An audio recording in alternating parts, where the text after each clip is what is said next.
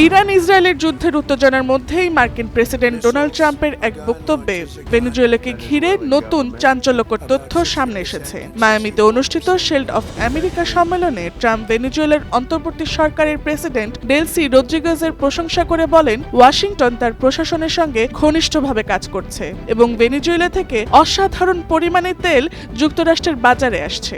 ট্রাম্পের বক্তব্য অনুযায়ী যুক্তরাষ্ট্রের বড় তেল কোম্পানিগুলো এখন ভেনেজুয়েলার আরও সক্রিয়ভাবে কাজের সুযোগ পাচ্ছে, ফলে দেশটির আয়ও বাড়ছে। রয়টার্সের আগের প্রতিবেদনগুলোতে বলা হয়েছে, জানুয়ারিতে নিকোলাস মাদুরোকে অপসারণের পর ডেলসি রদ্রিগেজ অন্তর্বর্তী সরকারের প্রেসিডেন্টের ভূমিকায় আসেন এবং এরপর ভেনেজুয়েলার তেল রপ্তানি ও বিনিয়োগ কাঠামো ঘিরে ওয়াশিংটনের সঙ্গে যোগাযোগ বাড়ে। একই সাথে ট্রাম্প আরও বলেন, চলতি সপ্তাহে ওয়াশিংটন ভেনেজুয়েলার সরকারকে আনুষ্ঠানিকভাবে আইনি স্বীকৃতি দিয়েছে। ডেলসি রদ্রিগেজের নেতৃত্বাধীন অন্তর্বর্তীকালীন সরকারকে স্বীকৃতি দিয়ে প্রশাসন নতুন আইনি সংস্কার নিশ্চিত করেছে, যা মার্কিন মেজরদের বৃহত্তর স্বায়ত্তশাসনের সাথে কাজ করার সুযোগ করে দেয়।